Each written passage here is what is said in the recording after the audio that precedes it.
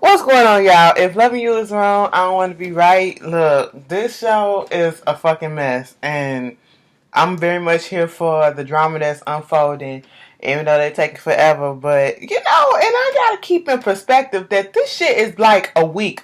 In a week's time, probably. It's just like if the has and the have not be taking place in a few days. Okay, and it just irks me, and the reason why I say that is because Alex pissed me off. But before that, Marcy, she tried to be all big and bad and tried to make Brad feel some type of way like, bitch.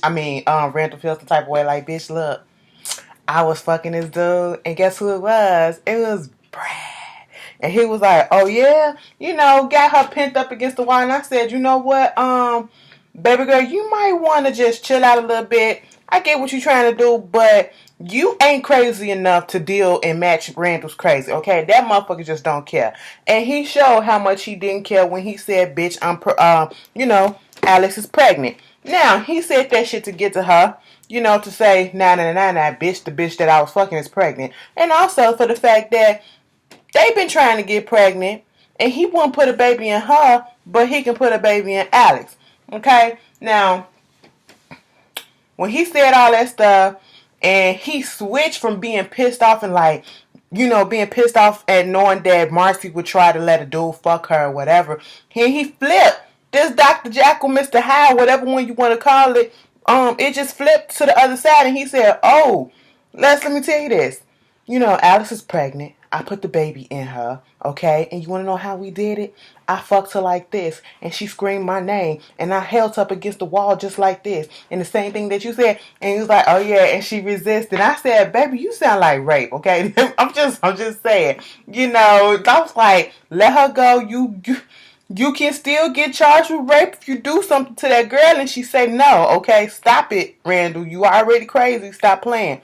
But Marcy acting out and she throwing shit, and I was like, see, Marcy, I give you A for effort, but you was not prepared for all of this. You tried your hand and you tried your best to, make him feel like shit, but he came back on that ass and made you feel like even more shit than you already feel.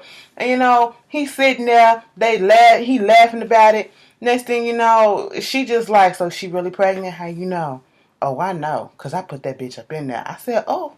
And it was like, he said something to the point, they were just going back and forth, and she was like, because she wanted a divorce and all this stuff, and you got to get out of my house, and he was like, she was like, this is the house that I pay for. He was like, bitch, I pay for this shit too. And I said, oh, okay. And she said something about you shooting blanks, and he came back at her. I said, Marcy, if she said this, I said, Marcy, no girl. This is not your fight to win right about now. You already lost it, okay? Like I said, A for effort, but the ammunition has already been drawn. You showed your hand, and he just, he said, Uno, draw four on that bitch. And he just made you draw four like 8 times, okay? He had all the draw fours in the plant, and he just put them all out, and you lost, okay? Because he was like, when she said, oh, so you drawing blanks or some shit? And she said, no. Alex pregnant. And he said, not with Alex. I was like, damn. You ain't have to go there. But hey, fight fire with fire. Marcy, now you know who the fuck you really dealing with. And I need you to go back to the drawing board, go to your study room, and prepare like, man, let me go back into the way back with my brain and be like, man, this motherfucker crazy as shit. What do I gotta do to get back at this bitch? And we gonna see it. Now, I hate this, okay? Because at the beginning, with the Marcy and Alex and Randall situation, Randall, he can die for that, okay? I don't care. You can chop him up and do all you want to. If Eddie would have shot him, I probably really wouldn't care, But at the end, I was very much here for Randall. And I said, ain't this about a bitch? We'll explain in a second. So we get to Alex and Brad. Brad sleep on the couch.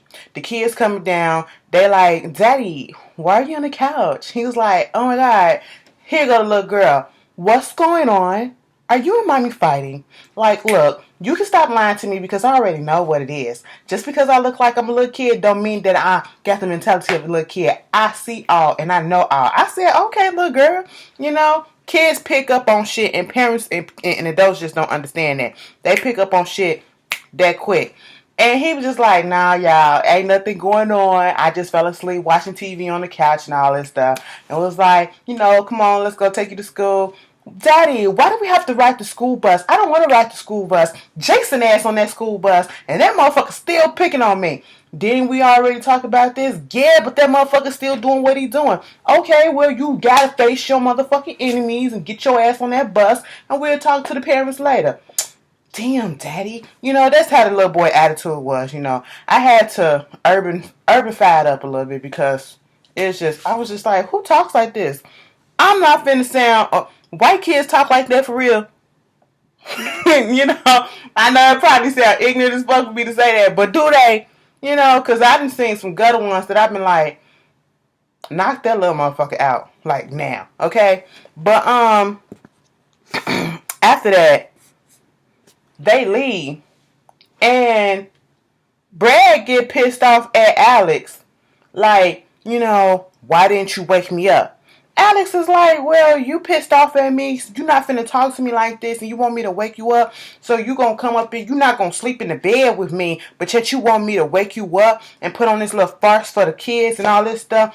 Brad was like, bitch, you gonna wake me up, okay? That was his last words, alright? And he walked up the steps. Now, before that, he kind of calls her ass out. She was like, I'm tired of this, Brad. I'm tired of feeling the way, you just doing this shit to me. She said, bitch, quit acting like you the fucking victim. And I said, amen, Brad. You said exactly what the fuck we've been saying. You're not going to come up there and sleep in the bed with me. So, hey, you come down here and you sleep on the couch. It is what the fuck it is. And I'm sitting here like, Alex, baby, he's not gonna come up here and sleep in the bed with you after you done fucked his friend or his ex-friend / the neighbor, and then you possibly pregnant by this boy, and it's only been a couple of days, so I'll give it like 3-4 days, alright? It ain't even probably been a full week, then all this stuff happened. Emotions are still raw, okay? He is not finna forgive and forget this shit right about now, alright? Let that man be mad for as long as he needs to be mad. At least a few more weeks, okay? He probably gonna be mad for a few more weeks, like, really, really pissed off, right? At this moment in stages of this argument, just him looking at you disgust the fuck out of him. Because every time he look at you, baby, he is reminded about the bullshit that you did. And the possibility that that baby in your stomach is not his. And you already done told him. And further, if you wanted this man up in your bed again and everything to be cool, why the fuck your dumb ass went on ahead and told him to fuck up his ego even further, that boy was bigger than him, that you loved him, and he was better. And you want him to come back up in the bed and treat you like his wife again? Girl, bye. Then we get this little situation back at the, what the fuck? The police station. Eddie comes in that bitch trying to be all nice to Lucien. Lucien like, motherfucker, don't even try, because I'm not stupid. He's like, hey, buddy, partner, old pal, got you some coffee. How you doing? Lucien said, nigga, I don't know what the fuck up in that coffee. I don't know what game trying to play, but I'm not finna fall for it, okay? And, Lucien, Eddie just trying to be on his P's and Q's. Look, I'm gonna change, okay? I know I've been fucking up, but I'm gonna change. I promise you, I'm a changed man. Everything gonna change right about now. Lucien was like, yeah, okay. Let me tell you this, Eddie. You keep fucking with me, I'm finna go ahead and talk to the chief and get a new partner. He was like, let me tell you something. But see, I got you right here. It's going to be egg in your face because there's only 26 officers, okay? Everybody partner up. Ain't nobody going to want to be a partner with you, doing what you're doing. You're not ready for this yet. Let me help you, bruh. And I'm just sitting here like, Eddie, if you trying to get somebody on your side to break them in, to, be your little alibi, your little story because you in trouble, you got to come harder than that. And see, this is how playing fucking dirty does not make you win. And you are seeing this right now. It's all coming back to haunt your ass. Alright? You fucked around and got a fucking partner that ain't here for your shit. Alright? And you're the cause of your own downfall. So, he basically like Lucien, like, he basically telling him, you better watch your back and shit like that. Lucien was like, nigga, I'm not scared of you. Okay? He come out he was like, watch out for your family and stuff like this. You need this job for your family and all this stuff. I said, man, you threatening his job and all this stuff. Because Lucien was like, I looked at your paycheck. You make more than me. Plus, your wife is loaded. Why the fuck you doing this? Well, that's only temporary, the right situation. That might not be too long. But I still need this shit and all this stuff. I'm like, whatever, Eddie. Okay? I know a whole bunch of other cops and stuff that do shit and who are actually doing this shit by the book, and they have like part-time jobs doing other stuff, moonlighting or whatever, as to get extra income in. You could have did some shit like that. You ain't had to go crooked. Always fucking excuse, okay? Then Lucien comes outside, runs into Esperanza. She was like, girl, what's going on? And it was like, I don't know. And basically, he was like, what Eddie do? What Eddie do? Because all of a sudden, Randall popped up. And Randall just came in with this smug smile on his face like somebody finna go through some hell today. I got it. And I'm just sitting here like, Randall, go sit your ass down. And he was talking to Esperanza like, so that's your boyfriend? She was like, I don't have no boyfriend. And whatever he do, that ain't got nothing to do with me. Oh, so you know him. No, what I said is, I said what I said. And what I said is, I don't have no boyfriend that works here, okay? And so he was like, all right, and, Randall, lawyer, came up and was like, who is that? That's his ex-wife, whatever, and we can press her, ask her some questions. And Randall was like, good luck. At that time, you see Eddie pop up trying to talk to Lucien, and then, trying to talk to Esperanza to see what the fuck.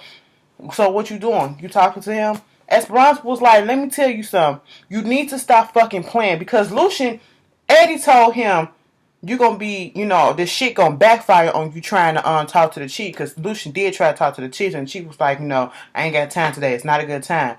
And Eddie was like, see, it backfired. And he was like, no, bro. Ain't shit backfired because I ain't say nothing. This going to backfire on your ass. And he said, look. Because Randall was up in there with his lawyer and the chief. And he was like, damn. And so, that's when Esperanza come up there trying to talk to him, trying to talk some sense up into his ass. Like, bitch, you need to stop fucking playing. Get your shit together. Motherfuckers is coming down on your ass. And he was like, what I need to do? He was like, this man finna put your ass in jail. Why you so concerned about it? He was like, he fucked my best friend's wife and all this stuff. It was like, so? Why is that your business? That's my best friend. He saved my life when I was in Iraq, and I'd do anything for him. I was like, and Esperanza was like, are you sure that's what it is? Is it anything else to this story? Now, I don't know why, but my mind went to some gay shit. It really did.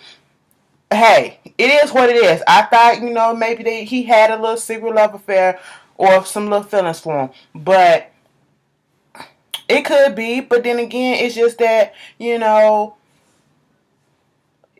the only person that understands him, and they got that bond.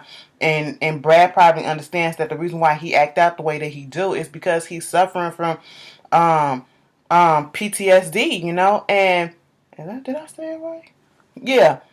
Or whatever the fuck. But she was just telling him, you need to get your shit together. He was like, come on. You love me. You want to go out to the bathroom, get a quickie, whatever. She was like, nigga, I don't love you. I love your child support. That's what the fuck I love. I said, that was a good line. Meanwhile, Eddie just don't get it. He's scoping out the place. You making it so obvious that someone is out here looking and making a case against you because you out here looking in the looking glass like, ooh, let me see what's going on up in the chief office. I can't, act like I'm not looking. I'm just going to look dead up in there like, what y'all talking about? I'm like, nigga, you might as well just go in there and sit down, okay? Because you just all up in the Kool-Aid, don't know which flavor it is. I'm just like, boy, go sit down. You're making it so obvious that you nervous that somebody finna get you shook. So basically, the chief was like, they was like, we already complained about this officer. Why is he still here? It was like, we got protocol that we go through. And, if he just got here 2 years ago and this is a small station, and he used to work with the big station, so he got to follow protocol or whatever. And one of the, I think Randall or the lawyer was like, why you got him up there with Escada or whoever, the Colombian dude that Esperanza was dating. And because the chief had said we got some undercovers, he had to bring some undercovers in, and he was like, y'all coming up here like this is gonna spook him and make him seem like he acting right, because he gonna catch on. And I was like, that's a good point, because that's exactly what he's trying to do. And kind of find out, the chief is like, basically, he got to go through protocol because he's setting some shit up himself, because he been looking into Eddie already for some shit that's been going on. And I said, oh, so Randall is the least of your problems right about now, Eddie. Okay? You got Colombian drug lords, families going against you, and you under investigation for that, and you don't even know you got undercovers on you, and you worried about rent. Girl, get the fuck. Boof, bye. But, after that little shit,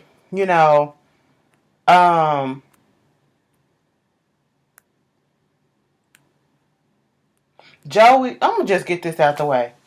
Joey and Lil Fawn, okay, Fawn trying to give him some little, some motivation, like, girl, you need to go back to school. You can be anything that you want to be. And he like, but I don't know how. I can't read, I can't write. I've been to jail. I'm a felon. I like numbers. She was like, you can open up a firm and be an accountant, but I've been to jail. I was like, quit putting up all the excuses not to further yourself, But I think Fawn is a good placement in Joey's life, because, you got the mama being nagging and wanting him to do good, but she's doing it in a overly protective mother nagging way. But then you got Fawn, who's going to tell him you need to do good, because he want to fuck her, and she want to fuck him. So he going to be more, receptible to him. To Fawn, okay? And she's saying it in a way that's kind of encouraging, like, baby, you can do anything you want. Go ahead and just enroll, and I will let you put the finger in just a little bit, so you can get a little feel, and then you can sniff it a little bit. But then once you get through that first semester, I'll probably let you touch the hole, okay? And then once you finish the whole year out, I'll let you get the finger in all the way, and once you get that, graduation cap and gown, I'll let you almost put the tip in. Maybe let you even lick it a little bit. But when you walk across that stage, boo, and you get that diploma in your hand, bam, this pussy yours. That's motivation. Okay? Niggas. Hey, it probably would have worked for me. But, moving on. I'm just saying. Marcy comes over to Kelly's house. Not Kelly's house, but Kelly's place of work. And she basically like, bitch, why you ain't tell me about, Alex? Because she didn't know that Alex was pregnant. She was like, oh, shit, now? I was like, but she my friend, and I don't think that's Randall's baby. Randall said it's his baby. How you know? Because Randall said it. I don't think Kelly, that ain't Alex's baby, Randall's baby, and I don't think Alex is lying. How you know? Because I was with her, and she said that the dates don't add up and all this stuff, and I'm sitting here like, Kelly, you was the only reasonable bitch up in this whole situation, and we was rooting for you until you said this shit. And I'm sitting here like, I was with Marcy. Well, bitch, she lied about fucking my husband all this time. How you know she ain't gonna be lying about this shit? I said, ding, ding, ding, ding, ding. How you know, Kelly? You really that naive? I believe her, and I think you should believe her too. No, Kelly. No, boo. Stop it. Okay, just shut that down. All right, shut that stupid stuff down. While little Joey was at the place, you got Quan coming up in there threatening, talk about something. I need $1,100 or whatever, $11,000 that $3,800 that you took from me, plus the coke that Lucien and them took off of him or whatever. And I'ma just, until I get it back, what I'ma have to do is go after your loved ones. And he was like, you better not touch my mama. He was like, I ain't say your mama. And I was like, oh, he gonna go after Fawn, because he gonna start a war. War always start over pussy. Troy, Helen Troy, shit like that, I always start over that. He gonna go in for that. And I was like, oh, Quan, you just ain't shit. Then you got Lucien coming over back to the crib, and Natalie trying to see what's wrong with him. And you got Lucien, Eddie done fucked up shit for everybody, because Lucien wants to do the right thing, and it could possibly cost him his job, because now you got, see, this is what throws me off about Natalie. When he first came home 2 weeks ago with his first paycheck, $1,800. Oh my God, that's $3,600 a month. If we keep on doing this, we can live together and all that stuff. We can be good. Then she said, we don't need to do all that. Last week she was saying the complete opposite. Like, we don't need all that. And if this Eddie shit, you can go and do other things. Okay, we don't need the money like that. You just spent his paycheck in your head, Now in this episode, so Kelly is just giving up her she thinking about selling her house. We can buy it, and the payment is like $1,800 a month. So that's like one of your paychecks. We can do that. And this man is just thinking like, fuck, I could be losing my job. This motherfucker, they didn't put me with this motherfucker and this bitch up here spending my money. She don't know what's going on. I can't really tell her because she talked too damn much, And I just feel bad for Lucien because she trying to do the right thing. But he trying to do the right thing. And here comes the part at the very end where I was pretty much here for Randall. And this is the only time in this situation where I will be here for Randall. I can't stand Randall because Randall is psychotic. But then you have Eddie, who's also psychotic. But he's psychotic in that, like, nigga, I just can't stand you type of way. And he's just that erratic psychotic. Both of them probably killed somebody, okay? That's just a given, okay? But it's hard to explain. Because we just really can't stand Eddie and his bullshit ways. And, given how corrupt the police been acting so far, especially, recently, you got the Baltimore, you got Walter Scott, you got all this stuff that's been happening. Eric Harrison, all this shit. So, I'm just like, fuck Eddie right now, okay? And who else to deal with one crazy bitch than another crazy bitch? And I said, that is good. That is so fucking good. Because when they was at the police station, Randall told Eddie, come to my house at 9 o'clock. Eddie showed up, and he was like, bruh, what you doing? Randall just laughing like, bruh, you can do all this, and you can try to make it seem like you big and bad, but let me tell you something. You crazy motherfucker, I'm crazy too. So let me tell you something. All that trying to size me up and try to scare me, it ain't gonna work because I'm not scared. He was like, come on inside the house. Let me show you something. You want me to come in your house? Yeah, come inside the house. And the shade, they was like women. Because they was just throwing shade at each other. It was like, we could take this down to the park, and go man on man. Randall was like, oh, it's going to be a man short. Eddie was like, what? I don't get it. I said, bruh, he calling you a pussy. Calling you a female.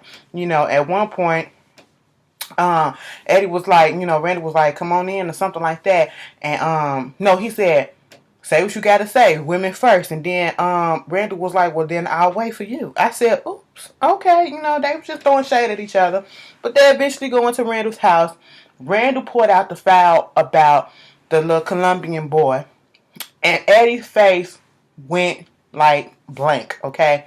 He was like, fuck. I said, oh, Mr. Eddie shook. Because it come to find out, Randall spilled the beans like, yeah, baby, they watching your ass. And like I said, I'm not scared because you got bigger fish to fry.